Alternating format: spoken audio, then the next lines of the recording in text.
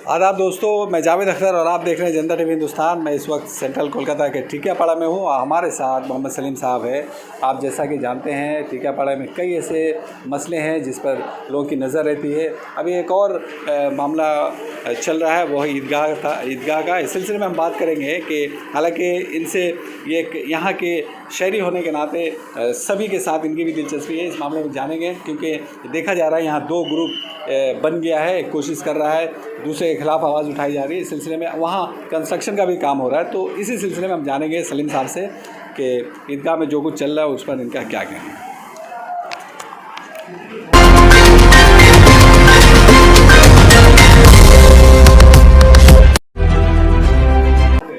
ईदगाह जो हौड़ा मैदान में है, वो ये हमारे आबा अजदाद ने इसे कौम के हवाले किया था। वहाँ एक मस्जिद भी है। तो जो लोग भी कमेटी में आए, अपने अपने तौर पे उन्होंने ईदगाह और मस्जिद की हिफाजत की, उसको बनाया, संवारा।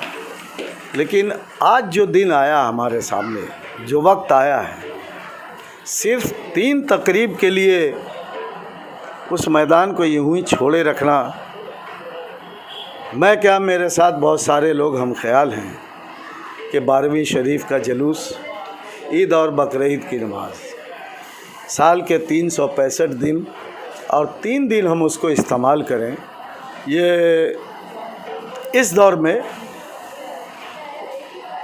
अकल इस बात को गवारा नहीं देता है। बल्कि उस मैदान को अब इस्तेमाल करना होगा लड़कियों का हॉस्टल, तालीम गाह और जो कुछ भी हमारी ज़रूरियात हैं, या इलाज मुआवजे का मामला हो, उसको इमीडिएट। देखिए, बरसात के दिनों में हम लोगों ने देखा है, ईद और बकरीद के नमाज के मौके पे, कभी कभी यौमुन नबी के मौके पे भी देखा है कि वहाँ जो घास है, जब हम लोग चलते हैं उसके ऊपर, तो कीचड़ में हमारा पाँव, चप्पल, जूता सब कुछ डूब जाता है। तो इसके वजह से लोग अंदर आने से गुरेज करते हैं। तो एक जामे प्रोग्राम लेकर मौजूदा जिन लोगों ने इसको बचा रखा है, संवारा है, जितनी जो ज़रूरत थी अपने सोच समझ से इन लोगों ने किया है। अब ज़माना तेज़ रफ्तारी से अपनी मंजिल की तरफ गामज़न है। हम लोगों को उसमें शामिल होना होगा और शामिल होके जो कुछ भी हमारी ज़रूरियात हैं वहाँ से हमें पूरा करना होगा। तो जैसा कि आप ये ऐसा क्यों कह रहे हैं? क्योंकि वहाँ जो जगह थी, कुछ जगह मस्जिद करीब थी, उस पर कब्ज़ा हो चुका है एक तरह से, और केस भी लड़ी गई थी। तो केस भी ये लोग कमेटी वाले हार गए थे, इसलिए आप कहना चाहते हैं? मक्तल की सियासत में कोई न बचेगा, नुकसान पूरी कौम की होगी और फ़ायदा अगयार उठाएंगे। पूरे हिंदुस्तान की तस्वीर आपके सामने है, पूरी हिंदुस्तान की तस्वीर आपके सामने है कि जहाँ हमारी आबादी है, वहाँ बहुत कुछ हो रहा है और फ़िरका परस्त सरकारें लूट मार मचाई हुई है। ये तो अल्लाह का करम है कि यहाँ एक सेकुलर सरकार है। उसके रहते रहते हम लोगों को अपने मसाइल हल कर लेना चाहिए और जो लोग पुरानी कमेटी में काम कर रहे हैं उन लोगों की ये ज़िम्मेदारी बनती है कि कुछ नए लोग अगर साथ मिलकर काम करना चाहते हैं तो काम को आगे बढ़ाना चाहिए, मिलजुल कर काम करना चाहिए। इसलिए कि आज जो ज़माना आया, सरकार के पास आपकी ज़मीन होनी चाहिए। सरकार और आप जामे प्रोग्राम दीजिए कि हम यहाँ मेडिकल का मामला करना चाहते हैं, हम यहाँ गरीब बच्चियों के लिए हॉस्टल कायम करना चाहते हैं, हम यहाँ तालीम के मामले में इस कौम को और ऊपर उठाना चाहते हैं। तो सरकार के पास फंड की कमी नहीं है। आप कई ऐसी जगह हैं, गांव से लेकर शहर तक, जो सरकारी पैसे को इस्तेमाल करके वहाँ के निज़ाम को दुरुस्त किया गया है। इसलिए ये इस मामलात को, जैसे मीनार का मामला, हमने यौमुन नबी के मौके पे बार बार सुना है। कभी मंत्री अरूप राय साहब जो हमारी पूरी कौम के हौला में हमदर्द हैं, उन्होंने और उस वक्त के मेयर ने बार बार कहा है कि देखिए बनाना है जल्दी बना लीजिए, कल के बाद काम रुकना नहीं चाहिए। लेकिन कोई ना कोई वजह से इसको पाया तकमील तक नहीं पहुंचाया गया। तो बात सिर्फ मीनार की नहीं है, बात पूरे जायदाद की है। पूरे जायदाद के मामले को दुरुस्त करना होगा। और देखिए मस्जिद, मैंने कमेटी मैं बोल देना बेहतर समझ रहा हूँ, इसलिए कि कमेटी के लोगों को, आज जो कमेटी है, मैंने बारहा कहा है, मस्जिद के अंदर एक वज़ू खाना है, पुराना वज़ू खाना, और उसका दीवार जो है बाहर है।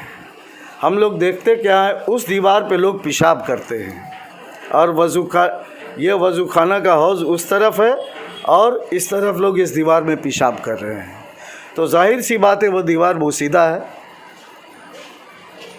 ईंट रस के पानी तक असर कर रहा होगा।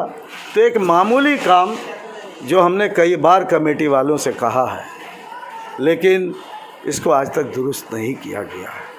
चाहे उसको ख़त्म करके नया वज़ू खाना जो बना है उसको कायम रखा जाए, या पेशाब खाना रखना आपको पसंद है तो वज़ू खाने को ख़त्म कीजिए जो पुराना, इसलिए कि नया वज़ू खाना तो बन चुका है। लेकिन इधर से पेशाब हो रहा है उस दीवार पे, और उस मस्जिद के अंदर से हौज़ जो है वो पानी उसमें जमा होता है। तो ये सारी बातें हैं, चाहे कोताही है या फिर हम किसी के नहीं सुनेंगे, जो हमारी मर्ज़ी हम वही करेंगे। तो ये नाक और मोछ की लड़ाई बंद करना होगा। आज मिल बैठ के हमारे पास जो जायदादें हैं उसको इस्तेमाल करके आने वाली नस्लों के लिए उसको पूरा का पूरा करना होगा। अब कोई सवाल उठाएगा कि ईदगाह है, वहाँ यौमुन नबी के मौके पे हम इकट्ठे होते हैं और ईद और बकरीद की हमारी वहाँ नमाज होती है, कैसे होगा? आप ज़मीन को पुख्ता कराइए, बरसात का कोई मामला, बरसात का कोई मसला ही नहीं रहेगा। ऊपर से जो डेवलपमेंट का काम है वो होता रहेगा, नीचे जैसे ईदगाह है वो वैसे कायम रहेगा। तो वहाँ अभी मीनार का कंस्ट्रक्शन का काम एक तरह से रिपेयरिंग का चल रहा है, उसके अलावा वहाँ और ज़ोर शोर से चलना चाहिए। हम पूरे टिकिया पाड़ा वाले इसके साथ हैं, शिवपुर वाले साथ हैं, पिलखाना वाले साथ हैं, PM बस्ती वाले साथ हैं। सवाल ये उठता है कि आज ये कम से कम हम जहाँ तक महसूस कर रहे हैं कि ये 10 वर्षों का मामला है, और जब उसकी बुनियाद पड़ रही थी तो रात के अंधेरे में मैं भी वहाँ बैठा हुआ था। लेकिन अफसोस के साथ कहना पड़ता है कि 10 साल का अरसा गुजर गया, आज तक उसकी प्लास्टर नहीं हुई। अब कहीं से लोगों ने सवाल उठाना शुरू किया है, तो वो सवाल पूरी जायदाद के लिए, सिर्फ मेंबर और मेहराब के लिए नहीं है। इसलिए भाई वक्त है, कमेटी है, आप लोग जवान साल इंसान हैं, आपने इसको बनाए रखा, बचाए रखा। अब इसको और ज़्यादा बनाने की ज़रूरत है, और वक्त आवाज़ दे रहा है कि डेवलपमेंट का काम जो है वो होना चाहिए। आप देखिए कलकत्ता वालों को इस्लामिया हॉस्पिटल आबा अजदाद ने हम लोगों के हवाले किया। आज वहाँ के जो मुस्लिम भाई हैं सब लोग इकट्ठे होकर इस सरकार को इस्तेमाल करके, सरकार को साथ लेके, जिसकी नेत्री ममता बनर्जी हैं, जिसके यूथ लीडर अभिषेक बनर्जी हैं, जिसके मेयर फरहाद हकीम है, और सबसे बड़ा सरपरस्त जो मेरे घर का है, सेंट्रल हावड़ा का MLA और मंत्री पश्चिम बंगाल का अरूप राय हमारे साथ हैं। उनकी सरपरस्ती है। यहाँ के मेयर हमारे हिमायत में है कि नहीं, जो जायज़ काम हो रहा है उसको पाया तकमील तक जितना जल्द हो मुमकिन हो आप लोग इसको पाया तकमील, इसको अंजाम तक पहुँचाइए। इतना सहूलत और कब मिलेगा, और इस सहूलत से हम लोग फ़ायदा कब उठाएंगे? तो यानी वहाँ बिल्डिंग बन जाए और हॉस्टल्स हो या कुछ भी पढ़ाई लिखाई, कोई भी तरक्की याफ्ता काम हो, चाहे इलाज मुआवजे का हो, तालीम का हो, या स्टूडेंट के रिहाइश का मसला, बहुत सारे। आप जाइए, नीट का क्लास पार्क सर्कस में हो रहा है।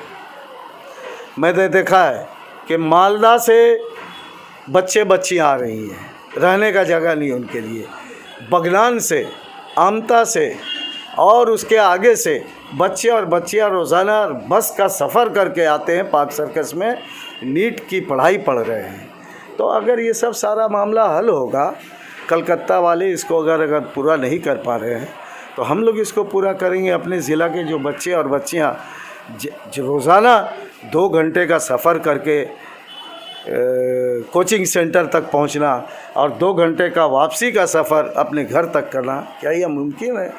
आज के इस एटॉमिक दौर में, आज के इस तरक्की याफ्ता दौर में हम लोगों को नाक और मूंछ की लड़ाई को बंद करना होगा और दिल जमई से एक साथ होकर एक दूसरे को बर्दाश्त करना होगा, एक दूसरे को साथ ले लेना होगा। ये नफ़रत की दीवार जो कुछ छुटभइये अपने मुफाद के लिए टिकियापाड़ा में फैला रहे हैं, आप इनको पहचानिए, निशानदेही कीजिए और कौम के लिए कुछ कर गुजरिए, वरना आने वाली नस्लें हम में से किसी को माफ़ नहीं करेंगी। बहुत शुक्रिया सलीम साहब हमारे साथ बातचीत करने के लिए। तो ये थे सलीम साहब और अपनी बातें रखी। इन्होंने वाज़ह लफ्ज़ों में कहा कि ईदगाह का जो मामला है, जो हालात है अभी पूरे देश का, अभी यहाँ चूँकि तृणमूल कांग्रेस की सरकार है, ममता बनर्जी उसकी अगुवाई कर रही हैं, अभी हालात भी अच्छे हैं। मेयर भी चाह रहे हैं, यहाँ के मंत्री भी चाह रहे हैं कि वहाँ कुछ कंस्ट्रक्शन का काम हो जाए, हॉस्टल बन जाए, मेडिकल कॉलेजेस वगैरह बन जाए, कुछ भी बन जाए। वरना जिस तरह से अज्ञात इसके हाथ धोकर पीछे पड़े हुए हैं, हालात में अगर ज़रा सी भी तब्दीली आई तो वो भी हाथ से निकल जाए। बहुत शुक्रिया सलीम साहब हमारे साथ जुड़े रहने के लिए। दूसरे अपडेट के साथ फिर मिलेंगे, तब तक के लिए धन्यवाद।